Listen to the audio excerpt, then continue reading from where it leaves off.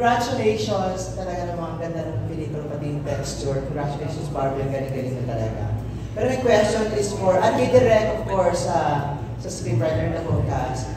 Ang tanong ko kay David, David, meron ba rito eksena sa pelikula na parang napatulala ako kay Barbie, that effective siyang actress, at naisip mo na, ito na sana yung babae. Parang ganun ba yung parang tipong na sana ito or something? Yung ganon, di ba? Naisip mo ba yun? Dahil sobrang kilig ng eksena, and then ang galing-galing ni Barbie, tapos parang na-in-love kang bigla, hindi dahil sa character mo. I love all your questions. I think there's this one particular scene na nandun kami sa, nasa may river ba yun? Rivers under the bridge. Yeah, yun. So yung scene namin dun parang,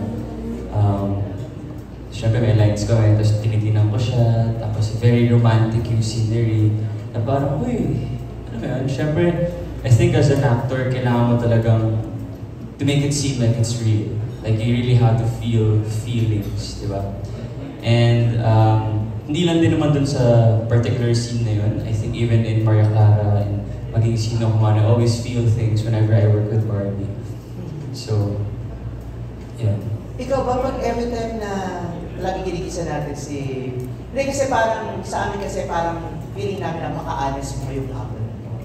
Sa paglalabas nung... Kasi ibang mga artista kasi medyo may nag-hold back kayo, parang pinapaano na kami. Pero ikaw ba, every time na magkasama kayo ni Barbie sa mga kilig na eksena, nadadala mo ito sa bahay? Or minsan naisip mo ba na nami-miss mo siya hindi dahil ka-eksena siya, kundi dahil parang feel mo, love mo siya?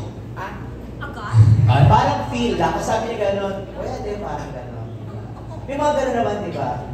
Si Barbie naman talaga, ano yan, maganda talaga, musipa, girlfriend material talaga siya. Ay, sorry. Bakit bet din ba ni Ivan? Oo eh. Totoo? Joke lang. Natamaan ko kasi water niya. Okay. Barbs, thank you David.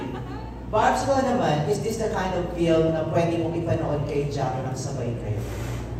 Nang wala nang tanong-tanong at walang parang feeling mo, kikiligin din naman siya. Actually, tinanong nga niya sa akin kung kailan ipapalabas. Sabi ko, July 10, sa sinihan. Sabi niya, kailan natin papanoorin? Nag-isip ka siya. Gano'n ka-supportive sa si Jack kasi ang dami di bang nagmamat sa social media, pinupusa na ng bongga-bongga to the point na parang nalalait na rin si Jack. Well, first of all, I would like to extend my gratitude for acknowledging that. Thank you so much. And I would also like to say how much I appreciate his support towards me. And hindi ko naman na ma-describe kung gaanong kalaki yung suporta niya sa akin. Pero siguro, hindi ko komportabling magagawa ang mga bagay na ginagawa ko ngayon kung hindi siya full support sa akin. Yun na lang. I'm happy to. Thank you.